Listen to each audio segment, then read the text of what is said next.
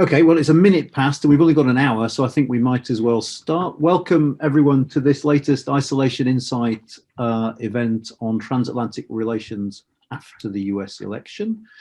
A big subject for which we've got three fantastic speakers: Gideon Rachman from the Financial Times, Jeremy Shapiro from the European Council on Foreign Relations, and Kate McNamara from Georgetown University. A particular thanks to Kate, for whom it is far earlier than it is than for those of us here in the United Kingdom. Really nice to see you, Kate. We're going to go in that order with short opening remarks by each of our panelists. We might then have a bit of a discussion. In the meantime, do send your questions in on Slido. And actually, if you really want to help me out, vote for those questions you like me to pose to the panelists so that you get to choose which of the questions I pick, which I see you're doing already, but keep doing it as the questions come in. So without further ado, Gideon, over to you. Do you want to kick us off? Sure, thanks, Anand. I thought I would use my 5 minutes or so. I'd structure them like one of those children's letters that goes Britain, Europe, the world, the universe. So I'll start by talking about Britain and then move out. I mean, I think the UK is in a very interesting situation. There is a question about whether the Johnson government actually wants Trump to win. I wrote that and actually it got some pushback from people who said, no, you know, that's not so clear. But it's certainly the case that if you look, there was a poll on Conservative Home which showed that a majority of their readers want Trump. And I think the reason for that is fairly evident. He is sympathetic to Brexit in a way that Biden clearly isn't. And he has promised Britain this terrific trade deal. However, I think that the British are probably, or the Johnson people are probably misreading Britain's interests. I think the trade deal will be hard to get even if Trump's in the White House, and the economic analysis is that it won't be hugely beneficial, even if we get it. I think they over-stress the extent to which Biden is anti-British. There's still a sort of slight lingering paranoia from the Troubles about the Irish-American lobby and so on. And clearly Biden is strongly in favor of the Good Friday Agreement, but most of the American establishment is, and incidentally, the Good Friday Agreement is a good thing, so we shouldn't want to blow it up.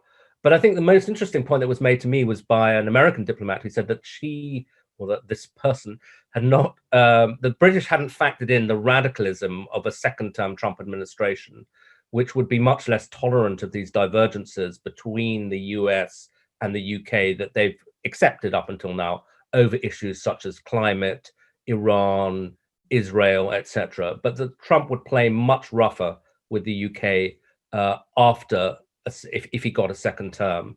And the template for this was Huawei, where, as it happens, I think Trump was right on Huawei, or the Trump administration were right, but the use of tactics was very interesting, the immediate threat to intelligence sharing and so on. And America has a lot of leverage on us, particularly now we're no longer in the EU, and I think we'll use it much more brutally. The kind of thing that, for example, is already happening to Germany over Nord Stream, where Germany is instantly threatened with economic sanctions right down at the regional level if they do something that upsets the Trump administration. So I think the whole term vassal state might take on a new meaning with a second Trump administration. How would Europeans see it? Now, obviously, most of the EU is clearly in Biden's corner, but I think it's worth understanding the anxiety in some European capitals, again, about a second Trump administration. There is this sense that I got in a recent trip to Berlin, one of only two I've been able to make in the recent months, that Trump is actively hostile to the EU and would step it up in a second term. As one German official put it to me, he might be able to dismantle the European Union faster than we can build it, by which he meant that Trump is, in his view, or at least the people around Trump, trying to divide the EU. They're very exercised by this thing called the 3 Cs initiative, which was my second visit in recent months, which is a kind of organization of Eastern European or Central European states, notably not including Germany, in which the US is very, very actively involved. Poland's really the centerpiece of it. And it's an effort to build up infrastructure, investment, and so on, which sounds fairly innocent. And it was interesting, the US, even a month before the election, was participating at a very high level in this 3 Cs initiative conference that was held in Estonia a couple of weeks ago. Pompeo took part by video link. They sent a senior State Department official. And I think seen from Berlin, it's kind of an effort to build up an American camp within the EU that would push back at Berlin and Brussels. They wouldn't say that out loud, but I think that is what they're worried about. And then, of course, there's the whole question about Trump's attitude to NATO. Finally, there's the issue of China. It's often said there will be continuity. I think a degree of continuity, but I think that the Biden administration would be more rational about it. They would be less all over the place, more consistent. Maybe that's the word to use. They would also feel the need to work with China on climate, which would be welcome to Europe. And although China might not seem relevant to transatlantic relations, of course, I think it is the dominant issue in Washington now. And so transatlantic relations would sort of be seen through the prism of that. How is Europe helping us in this face-off against China? And I think the Biden administration's major departure from what Trump is doing is that they would think it's crazy to keep antagonizing the Europeans, because our only chance of pushing back against China is, in a sense, to rebuild the West by creating a transatlantic front. The US can't do it on its own, but if you have the combination of the EU single market and the United States, then maybe you actually do have enough firepower to create some pushback against China that would really be quite effective. So that's where I'll leave it now. Thanks, Dan. Thanks ever so much. I mean, just one quick question for you, Gideon, which is, what if the EU proves unwilling to play along on China? Because we know that some member states have got very close economic links, might be unwilling to use that economic weight. What then? Quite. I mean, because I think that Trump would be quite happy to use coercion. The question is, would a Biden administration, and I think, possibly more than you imagine, because if you look back at, say, the first use of SWIFT, the way in which the US used cutting off people the financial system because they weren't playing ball and wrong, that actually happened under Obama. The US I think, will be careful of overusing financial sanctions in case they provoke, sort of indirectly undermine the dollar over the long run. But I think they would be willing to do it. And it will take it issue by issue. But I think they'll try charm first of all. But they may well use secondary sanctions. It's the most powerful tool of American foreign policy there is. Excellent. Brilliant. Thank you. Jeremy? Thanks. I'm going to start off with charm too, and then see if I have to move into coercion. But it's I think interesting to sort of follow up on what Gideon was saying, because if you think about it, what he's talking about is a bunch of specific issues that matter to the EU and the UK, and that have a distinction in the US, in the Trump-Biden scenarios, whether Biden will be better for NATO or for China, whether Trump will be easier to get a trade deal with, or, who hates or likes Boris Johnson and all that kind of stuff. And I think we can talk about those things, and we should. They're all generally pretty important, maybe except for the Johnson one.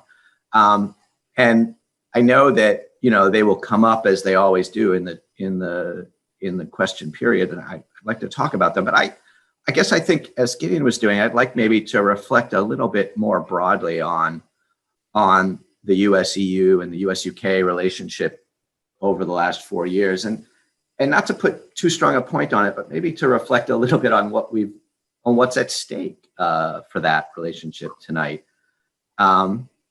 Because I think beyond all of the daily struggles that we're focused on, the US-European security alliance has meant something. It's kind of, if you think about it, the real world expression of the West. It is an expression of the sense that both sides of the Atlantic are sort of in it together, whatever that means, that they share a common set of values and interests that mean that they are uniquely suited to work together and to help each other and to protect each other from those who aren't in that community.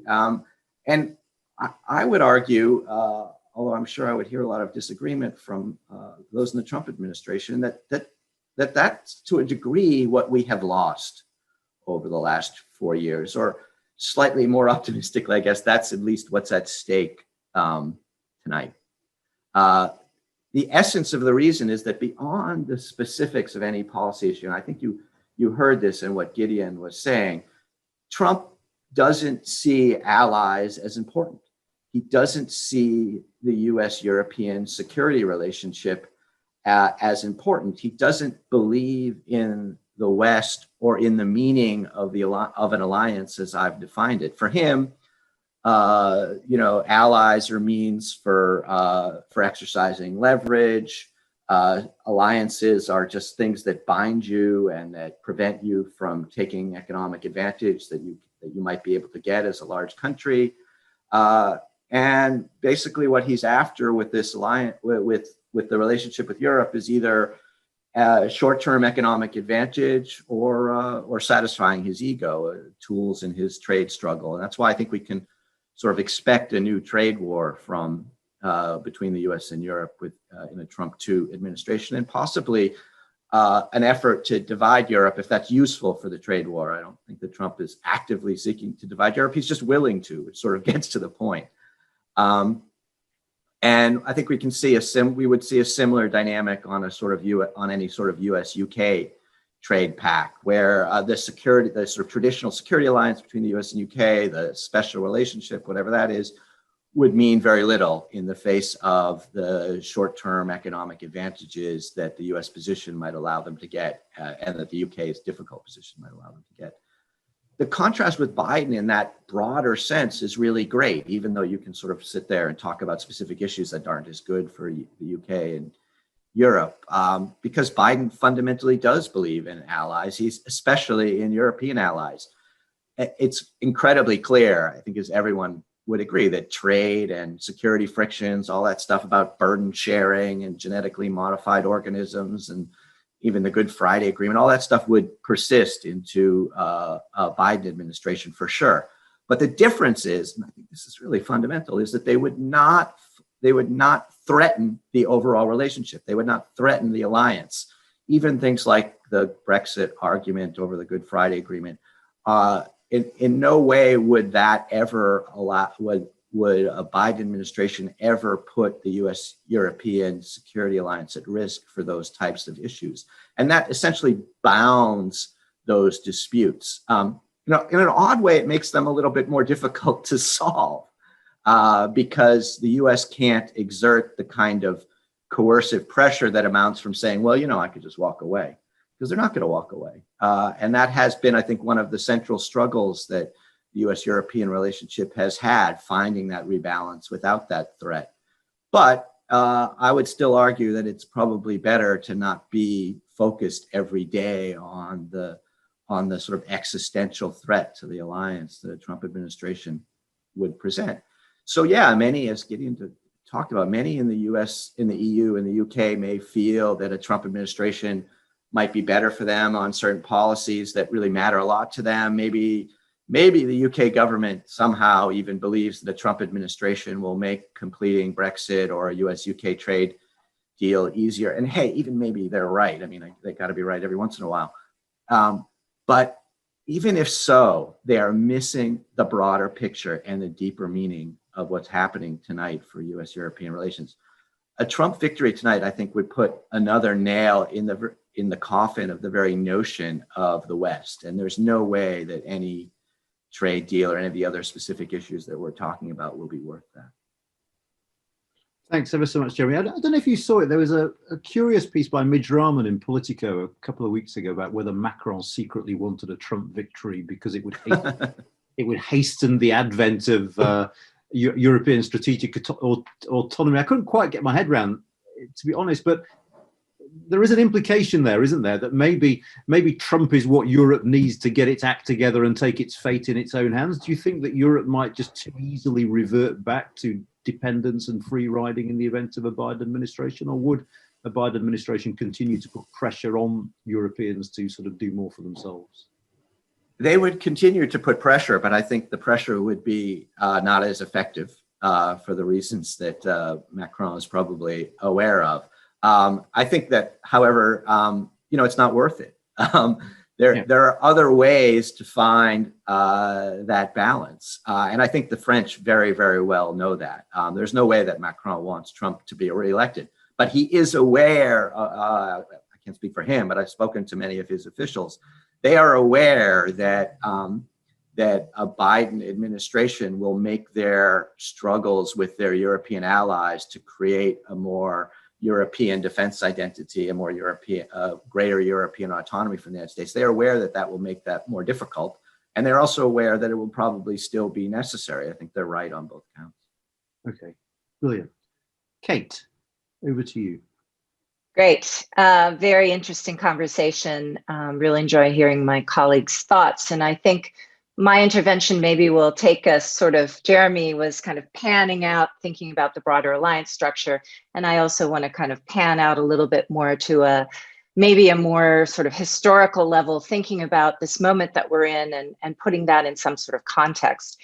Because I think that, when we think about the transatlantic relations, and particularly when we think about the sort of economic underpinnings of the transatlantic relations, as Jeremy says, we tend to think about this incredibly important sort of structure of the West, of the post-war order. And often we will call this the liberal international order, right? That the sort of panoply of governance structures that opened up trade, that opened up investment flows, that solidified this incredibly strong transatlantic economic area throughout the post-war era has been incredibly important in the sort of evolution of the UK, of Europe, of the US. But I think we really are at a moment where that governance structure, that liberal international order has been shown to be broken. That in fact, regardless of what sort of, political leaders do and what we do sort of sitting around and talking about these issues, the underpinnings of that order have been shown to be broken. And that we are actually seeing, this real upheaval in terms of voters demanding change. And so I think regardless of whether we have Trump win again or Biden win, we're going to continue to see those trends. And that there's no sort of going back and putting back together again that liberal international order, or imagining that that version of the West will actually be put back together again. I agree completely with Jeremy that a Biden administration would look to alliances as something that fulfills American national interest and is good for the world. But I do think we're going to see changes. So what do I mean by this? Well, I mean, I think, you can sort of date a lot of this to the 2008 global financial crisis. Obama comes in and actually we see much more sort of status quo around the economic governance of the international system, of the transatlantic relationship. With Trump, you see a real break, right? You see a real sort of rejection of a lot of the ways of thinking about trade, for example. And I think that voters are continuing to question whether the existing system actually is fulfilling the needs. The growing inequality in the United States, of course, has brought all of this into question. So beyond trade, I think we're seeing a broader conversation about whether markets should serve workers or should serve wealth, right? Whether markets should invest in sustainability, be it ecological sustainability, environmental sustainability, or should it be social sustainability, political sustainability? And I do think that Trump and Biden offer very different answers to this question of the kind of brokenness of globalization of markets today, right? And so the Trump version we've been seeing, right, is to continue with trade, but very much within the confines of thinking about it as much more about driven by sort of national interests, not necessarily reaching towards a better version of the market. I do think that within the Biden campaign, there's been a very lively debate, right, between people on the more on the progressive side who would like to see a real reimagining of trade agreements, of the way markets are constructed, of putting workers, of putting the environment front and center. But then you also have a group of people who are much more sort of comfortable with the notion of continuing this sort of liberal international order, right? Who are from Clinton, from Obama, and who would see, you'd see much more continuity. So there's a really interesting debate, I think, going on right now in terms of the Biden campaign. But I think there is no doubt that the transatlantic relationship will continue to evolve and continue to change no matter who wins, that we're not going sort of back to the past, that you can't put that back together again. I will say also that, you know, the EU as a partner to the US for the Biden campaign is incredibly important, as my colleagues have talked about. That would be a fundamentally different relationship with the EU than we would see under Trump, right? Who the very notion of the EU is sort of an affront to Trump, right? I think the UK is a more sort of complicated and interesting question because we don't exactly know what would a trade relationship look like. Remember, though, of course, that trade is not really the most important economic driver of the transatlantic relationship. It's investment, right? Investment far swamps trade. So even as we discuss the importance of trade agreements, the UK is the US's number one investor in America, and we are the number one investor in the UK. So that relationship will continue. I think economic actors are continuing to engage in transatlantic economic relationships. But I think we're really at this fascinating transition point where people are having to reimagine what do global markets look like? How should they be governed? And so that remains a very big question mark. Thanks ever so much, Kate.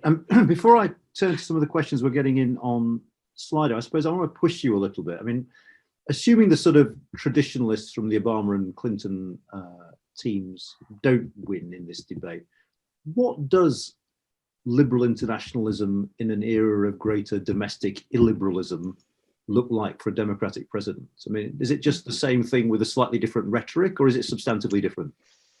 I think it would be substantively different. I think it would be things like putting a moratorium on trade agreements straight out, right? I mean, obviously TTIP has been dead for a very, very long time, but you would not see it, the European-US trade and investment treaty, you would not see that revived. You would really see, I think, from day one, a sort of effort to go through and rethink all of the different trade agreements. I think you'd also see a rethinking of the WTO.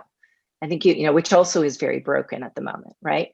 You would really, I think, engage in a series of conversations within the Biden administration about how to reorient all of those different types of commitments, again, around these two key things, workers and the environment. And so I actually think it would be a truly different moment if the progressive wing of the Biden campaign carries the day. It's a difficult conversation about workers, though, isn't it, in a sense? Because ultimately it's great that the economics profession has realized that globalization spawns losers as well as winners. I mean, slightly belated, but great. But there are difficult domestic conversations to be had about that. Do you think the Biden administration is ready to have those sorts of conversations? I think they are. And your point is very exactly well taken in the sense that the real heavy lifting goes on domestically in terms of the United States, right? That, as I said, a lot of the kind of complex types of investment that we see internationally, the different types of ways in which globalization has so deeply transformed markets across the world, those things aren't going away anytime soon. We'll continue to see the US engaged in a globalized world. But I do think domestically, we're going to see a real shift in terms of the assumptions and the ways in which people think about the relative balance between those winners and losers. Okay. But Kate, can I ask? Of course you can. What I'm struggling to understand is who's going to win that battle within the Biden administration. I see the progressive camp that you're talking about, and I do think it's quite revolutionary in the way you describe, but I'm completely at a loss as to where they stand, particularly with Biden himself, who is, after all, not from that camp and is quite traditionalist on liberal international order issues, as far as I know. So I think that's exactly right, Jeremy. And certainly what's fascinated me watching the campaign is the degree to which, in order to beat Trump, the big tent has held firm, right? That in fact, you have Elizabeth Warren's people, you have Bernie Sanders' people, you have the left absolutely center in the Biden campaign. And that has held, which has been very interesting to watch. The discipline, finally, on the part of the Democrats in this election, the discipline on Biden's part, right? To not be caught up in exactly this, Jeremy's point, right? Then in fact, these are really difficult questions that are not easily solved. And so I think depending on what happens in the next few days, we may see a lot of sort of fur flying in Washington, D.C. in terms of within the Biden campaign, who's going to be sitting in USTR, who's going to be sitting in the National Security Council, who's going to be in policy planning. Those will be really important questions. Excellent, thank you. You are, of course, welcome to disagree with each other as well if you want at any point. I never ever disagree with Jeremy, ever. That's not true. Ever. I'm going to turn to some of the questions that come in, mainly because some of them are so big and broad, they're going to be great fun. So the one that has been voted top so far, no pressure everyone, but what is the main consequence for EU-US relations if Donald Trump is re-elected? So you get to pick the main consequence. And I've been picking on Kate for a minute, so if one of the other two want to go first on that, what is the most important consequence if Donald Trump is re-elected? Okay, well, I'll have a go. I mean, I think it's what the other two were sort of alluding to, which is, and what you suggested as well, will Macron see this as an opportunity, and not just Macron, opportunity plus necessity to eventually give up on the West, essentially. Macron has referred to NATO as brain dead. Trump himself isn't that keen on NATO. So will the EU take a very deep breath and say, okay, well, America is not going to be there for us now, and we really have to do more. I mean, the question is whether they're capable of doing that. They may make that sort of intellectual breakthrough, but, again, it was interesting being in Estonia, where talking to them, they were very uneasy about some of the stuff that Macron was saying about America leaving Europe, because, as one of the Estonians put it to me, this isn't an intellectual game for us. We've got Russia next door, and we're totally reliant on America. They don't think there's going to be like a French set of divisions moving in to replace the Americans, or a French military or EU military guarantee they can rely on. So for them, it really is existential that America should remain. But I think, maybe the balance of opinion within parts of the EU would move against that. Jeremy? Yeah, I think that the French have already made that intellectual move, that a Trump administration essentially means the end of the alliance. The Germans are perhaps capable of it if Trump is reelected, but basically the other 25 members of the EU will not get there, not in the next 4 years, and for all the reasons that Gideon says. And so actually, to me, that sort of turns the consequence on its head, which is that I think the main consequence, the biggest consequence of a Trump administration will be that at a certain point, pretty early in the administration, the U.S.-European trade war will reignite after Trump either gets what he needs out of the Chinese trade war, doesn't get what he needs, and needs something else to do, and that will mean that the Trump administration will want to instrumentalize the security relationship it has with a lot of bilateral EU partners, particularly in the East, but also in the North and the South, for that matter, everywhere, really. And that will mean that they will essentially say, look, we want a better trade deal. The French and the Germans are blocking it. And if you don't help us, we're gonna put our security relationship with you at risk, which is something the U.S. has never done in the transatlantic alliance. And I think that would really create massive fissures in the EU. I'm not really sure that the EU could survive that as a functional body. And that's, I think, what German was referring to when he said they could take it apart. The U.S., built the EU, and I guess it can destroy the EU. I think we're not supposed to say that in Europe, but when I was in the State Department, it was very easy to notice that as much as the Russians and the Chinese and others wanted to divide the EU, it was really the United States that had the biggest capability to do that because of all of the strong bilateral relationships. We used to divide it once or twice before lunch, take a break, and then start again in the afternoon. So I think if the Trump administration really puts its mind to that, which a trade war could encourage them to do, it would be very, very damaging to the EU. Kate? Yeah, just really quickly. If we think back historically over centuries and centuries, what is the thing that tends to bring together political entities in the most robust way? War and threat, right? This famous political scientist, Charles Tilly, war made the state and the state made war. If we look at early episodes of state building, of state formation, guess what? It's external threat that actually forces people to come together and agree on things. But sometimes it actually does not, right? Sometimes it's the opposite. Sometimes it fragments. And Jeremy is kind of making the fragmentation story. I would still hold out for the possibility, as Macron says, that actually the sort of taking away the support system of the EU and putting Europeans within this situation where they truly have to come together facing major security threats, that could actually be an impetus for further integration. But it's by no means a certainty.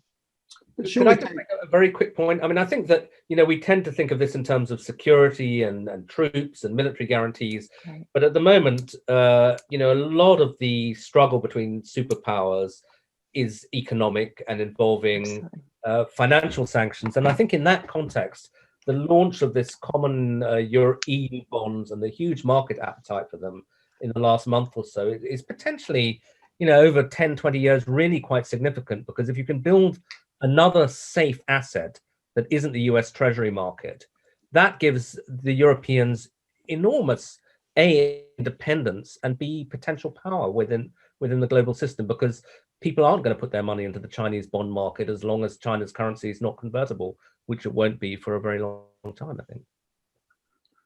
The problem that I see with that is not that it's wrong, but that large numbers of European countries don't believe it. If you talk to the Poles, if you talk even to the Swedish, they sound like they're in the Cold War. They sound like they need U.S. protection against a Russian threat, which is more or less conventional. I mean, not quite conventional. It's sort of hybrid, but it's not that dramatically different. And from their perspective, yeah, they don't mind, European bond markets and everything. But if the Trump administration or any American administration puts them into a place where they have to decide between that sort of traditional American security guarantee and all of these sort of new age European stuff that the French and Germans are offering in terms of bond markets and acronyms that they don't understand, I think their choice is very, very easy. And that's the current political dynamic. And, maybe that's a false consciousness on the part of a lot of EU states. I think it is, actually. But I think that's where we are. Presumably, none of you would disagree that a Trump victory is very, very bad news for action on the climate as well, in terms of COP26, in terms of the Paris goals. And I mean, that strikes me as one area where there'll be a gulf between Europe and the US. Absolutely, yeah. And also potentially a real area of tension between a second Trump administration and Britain, which after all is chairing the next COP. Yes, absolutely. But again, this is more of a Western European concern than an Eastern European concern. And I think when it comes to climate change, countries like Poland have been sort of quiet, but actually, once again, if they're forced to choose by a Trump administration, they throw the climate under the bus for the transatlantic relationship. So the next question is from Amy Verdun. Hi, Amy. It isn't actually about transatlantic relations, but because it's Amy, we're going to do it anyway. And Amy wants to know how real the risk is of civil unrest around or following this election. You don't get away with just all making faces. Say something. Yeah. Okay. Fine. I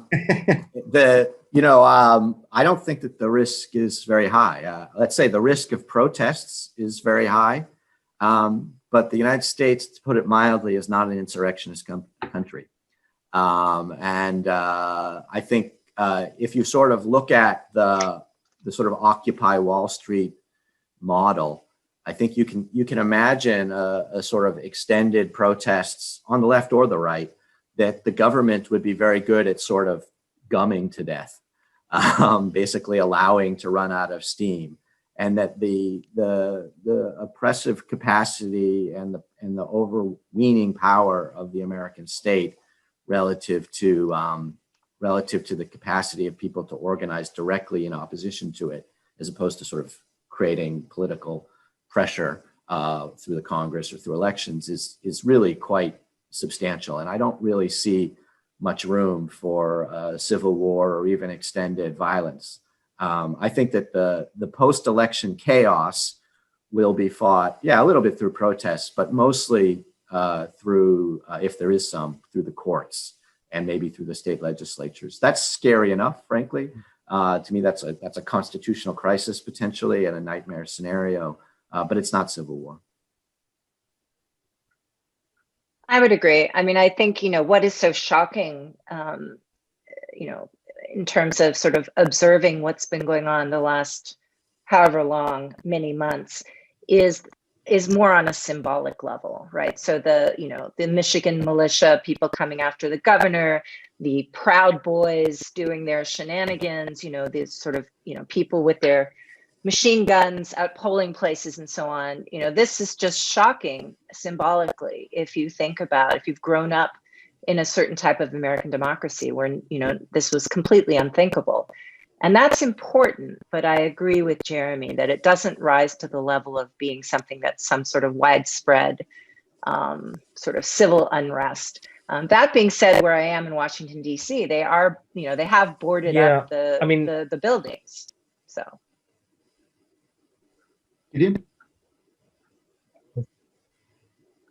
Gideon, you might have frozen.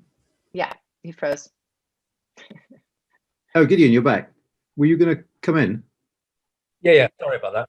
I was wondering whether I can never tell whether it's my internet connection or yours. But anyway, no, I mean, I defer to the two Americans on that. Except I've just been trying to sort of think through. Let's say you have this whole thing ending up in the Supreme Court after what appear to be very bogus decisions taken by the Pennsylvania state legislature. The Supreme Court is deliberating. Democratic America knows that Trump has lost the popular vote by a significant margin, feels the presidential election is about to be stolen by Amy Coney Barrett, who's been appointed sort of 3 minutes before in highly controversial circumstances. I could imagine things getting pretty heated on the streets in Washington. I mean, I think you would have, millions of people on the streets, and once that happens, and then the decision is announced, Trump is president for the next 4 years through the Supreme Court. I wouldn't be totally sanguine that everyone will just go okay and just go home. Absolutely, people won't go it's okay and go home, right? But I think that I would agree with Jeremy that I think we're likely to see ongoing protests in that setting, and a terrible constitutional crisis, polarization, sort of a renting of the fabric of the American polity. And so I hope it doesn't come to that. Okay, let's move on from this because it's too depressing. Yeah, let's get more cheerful. Yeah. Richard Wright is sort of inviting us to dig down a little bit into what a Biden administration will try and do with the Europeans when it comes to China. I suppose there are two questions here. One, is it the case for a Biden administration, as for the Trump administration, that China will be viewed as a strategic rival and adversary, and that will continue? And will other relationships be subsumed to the need to deal with China? That's to say, will China be a lens through which other relationships are seen? And thirdly, how effective do you think Biden will be in getting the Europeans on side in whatever he wants to do when it comes to China, given the fact that some European countries clearly aren't on the same page? Any or all of those? Yeah, thanks. I think the answer is yes, not very. The Biden will see China as its principal strategic problem. Actually, Obama did by the end. So this was not a Trump innovation. And that will continue. There's a fair amount of bipartisan consensus on China, at least on the idea of China as a sort of rising threat, as the main strategic challenge for the United States in the coming decades. There's considerable differences on how to deal with it. And so that will certainly continue. I think in terms of how successful, Biden will definitely be sort of trying to round up Europe for that struggle. That's how basically on every important issue to the United States, the U.S.-European relationship worked under the Obama administration. We used to call them tin cup exercises, where you would sort of go over to Europe and say, we're running the world. It's like super hard. You're really benefiting from it. Can you spare a few troops for Afghanistan or Iraq? And it was super frustrating, at least to me. I think to all the Americans that we would actually be asking them for this, because in theory they were part of it and they were doing it, and that came from that structure that we described earlier, which was that the U.S. provided this, the Europeans wanted it, but that because the U.S. sort of guaranteed it, they didn't really have to do that much for it. Some, but not as much as the U.S. wanted.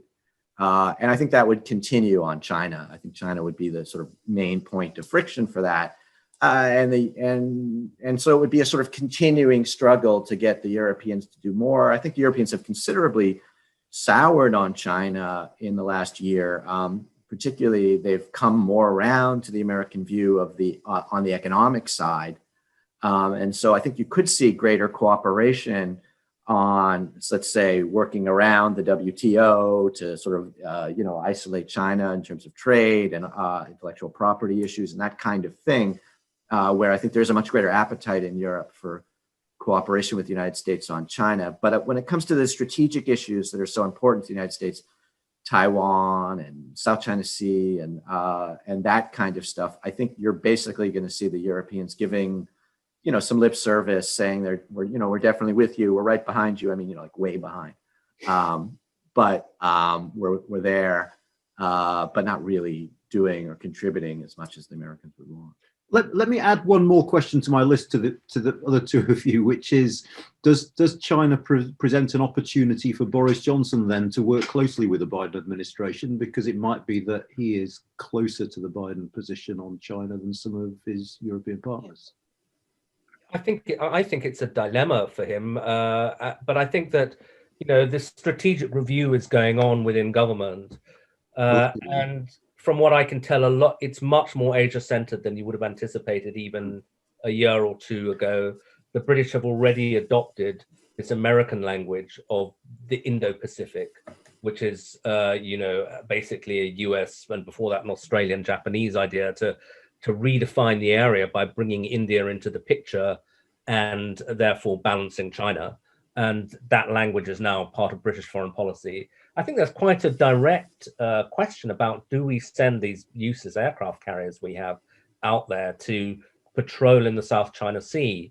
And I think probably whether or not it's the aircraft carriers, I think the Navy has put in an appearance and will do, partly at the behest of the Americans and also the Australians and the Indians and the Japanese, all of whom are important partners we're looking to increasingly as we kind of step back from Europe.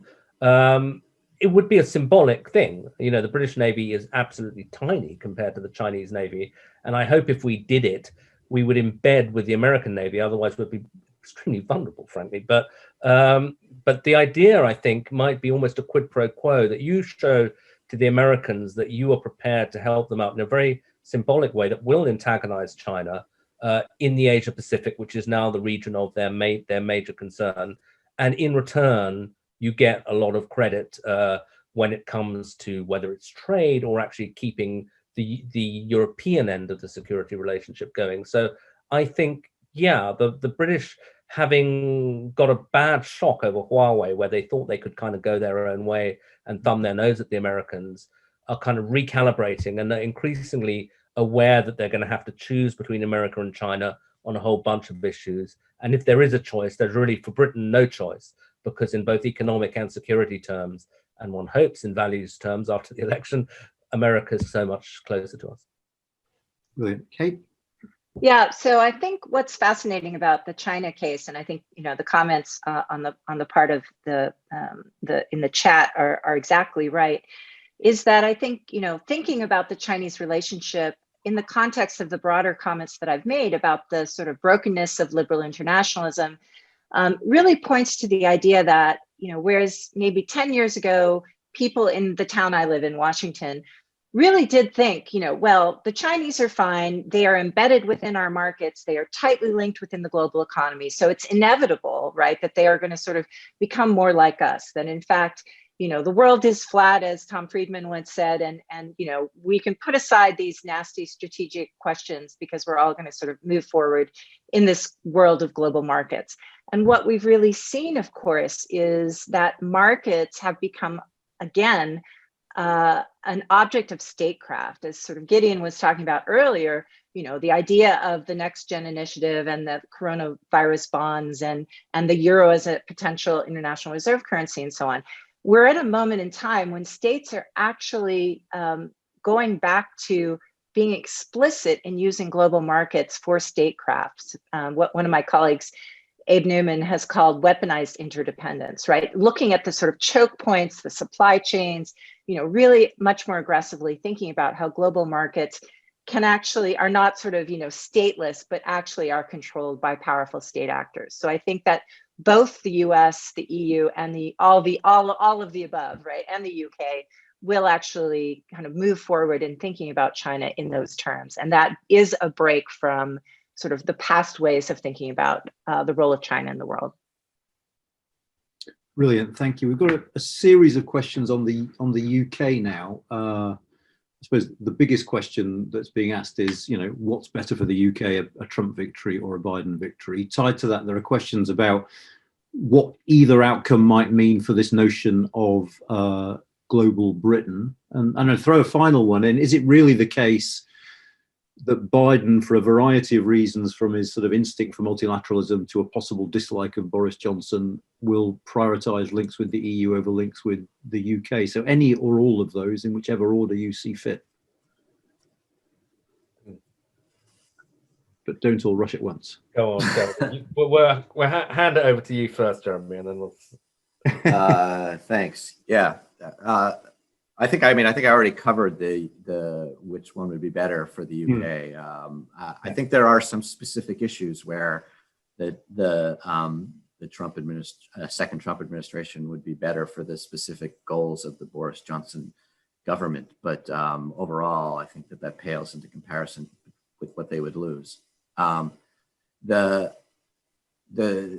question of global Britain, I don't know what global Britain is. I don't really understand what the point of how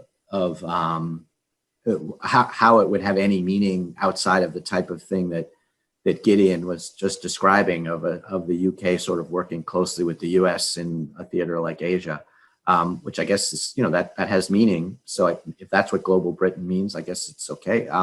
But I'm not really sure what it is. If it's the idea that Britain can have the same policy that it had in the 1960s, I don't think that makes any sense. The question, which I guess I hear a lot about, sort of Biden's antipathy toward the UK, and therefore the idea that his administration will sort of shift the EU in some way. I think that this is very wrong, and it doesn't really capture. It's in the way that Wolfgang Pauli once said, it's not even wrong. It doesn't even capture the way in which the United States understands these relationships, which is not that it's choosing between these places, and it's not that it has to have one special partner that it hangs out with in Brussels and whispers about the other kids with at the meetings. It's in fact that these relationships are all very important. They are all close. They're all useful. I guess you could call them all special, but that doesn't make any one of them more special than the other. And this has frankly been true for a while. And what it means is that the United States is looking on any given issue, on any given moment, to work with the country that is working best with it, that most within the context of the overall alliance that can advance the issues. I think in the Obama administration, and actually even to a degree in the Trump administration, they very often found that for reasons that have to do with the UK's real fixation on internal politics and on Brexit particularly, that France and Germany were better partners on a lot of global issues. And that might continue. It doesn't have to, but it might. But it doesn't reflect, even if it does, it doesn't reflect any sort of ideological disposition on the part of a Biden administration or even a Trump administration that the UK is a fading colonial power or something like that. No, it just reflects a pragmatic approach to U.S.-European relations. And frankly, the idea that Biden is anti-British, which I do hear quite a bit, makes no sense to me at all. It's the furthest thing from what he is. He's quite a sentimental guy, and he really does value the partnership to a huge degree. I mean, just one thing strikes me is that this question of who would be best for Britain obviously depends on your own ideological stance within the UK. And the group who are cheering on Trump in Britain is the group that are very hostile to the EU and see the EU as a threat to the United Kingdom, and think that Trump in some sense gets that. So there is the right of the Tory party, which actually, whatever they say in public, does want to see the EU collapse, if only to vindicate all their predictions of the last 20 years and so on, and would love to see Trump kick over the EU and then say Yahoo sucks and then waltz off with Britain, arm in arm into the sunset. But it seems to me that viewpoint, although internally coherent, is so crazily wrong in so many different ways that it sort of makes sense on its own terms, but it is based on a view of the world which I think never really made sense, but might arguably have made sense in the sort of early 1990s. But in a world of a rising China, and in a world in which I'm afraid that the United States president's commitment to basic liberal values can no longer be taken for granted, that kind of seems so myopic to want an illiberal US president to destroy the EU to prove that you were right about an argument that began 20 years ago and is no longer relevant anyway. But it's a viewpoint anyway. Let me just jump in and add one quick thing. I agree very much with what my colleagues are saying, but also remember that the plus of a Biden administration is you would actually have competent bureaucrats and technocrats and people working in the Biden administration that, if in fact your concern is the UK, remember that, there is such a deep set of core values that the UK and the US share. And then who's going to execute those values more pragmatically, right? And I think that would clearly be a Biden administration. There's no doubt about that. So even setting aside, sort of ideological and other questions, I think one has to think that a Biden administration would be much better for the UK in the long run.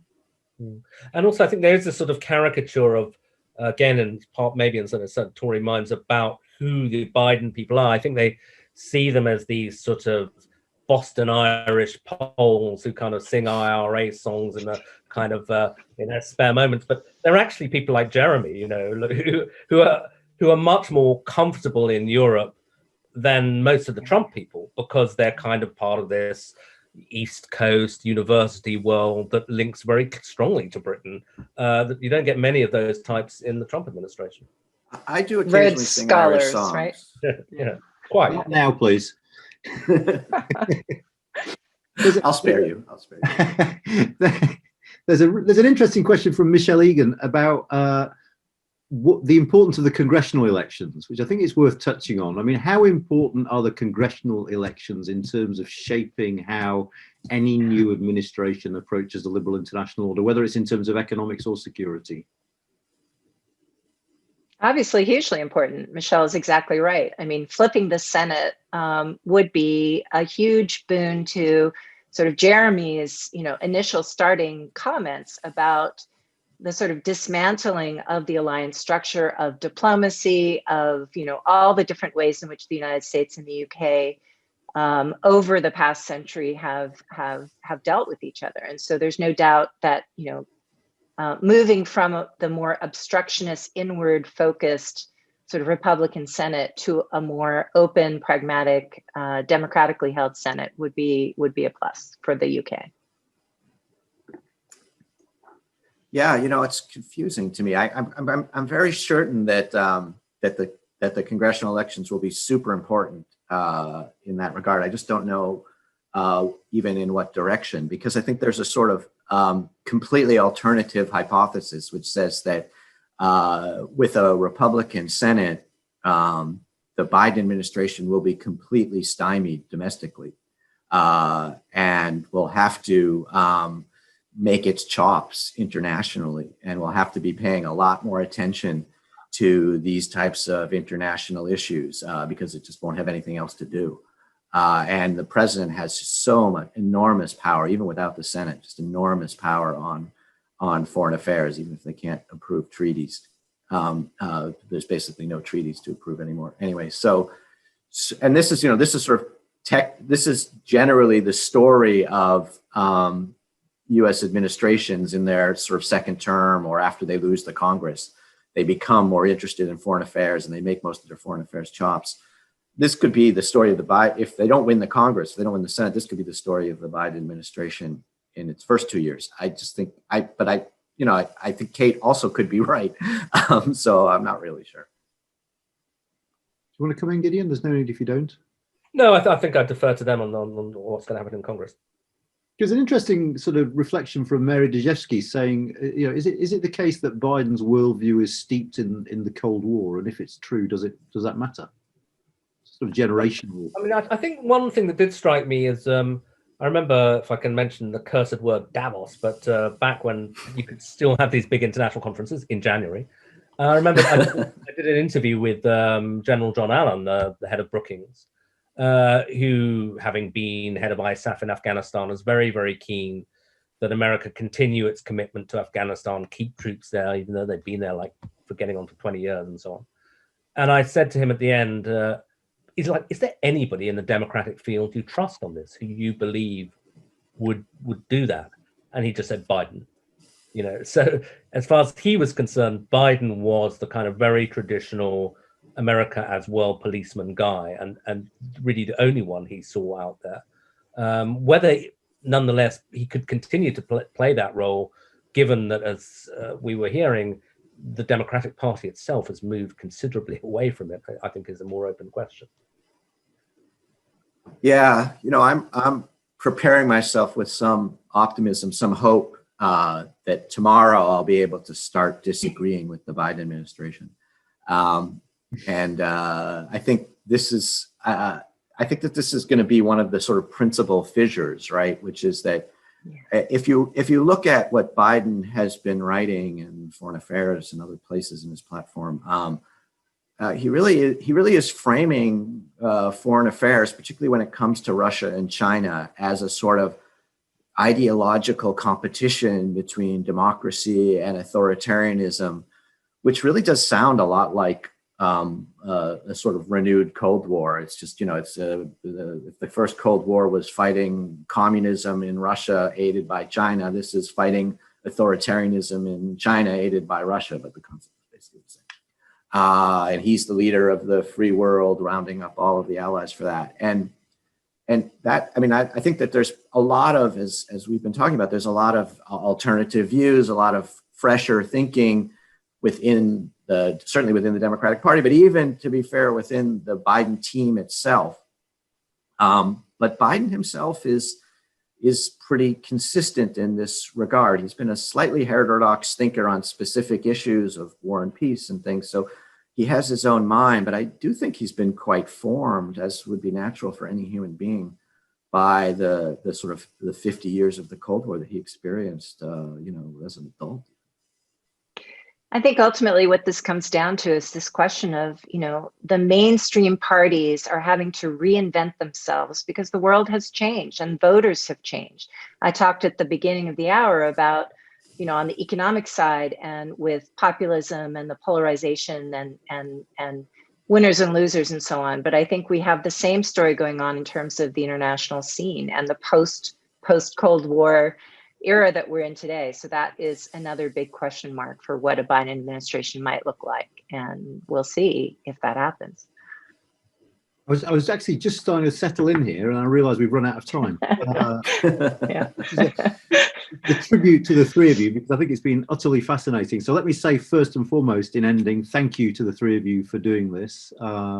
Thank you. Maybe what we'll do is A reconvene pleasure. next year and reflect back and forward on what the new administration is doing and might do. Oh, I don't want to be confronted with any of my predictions.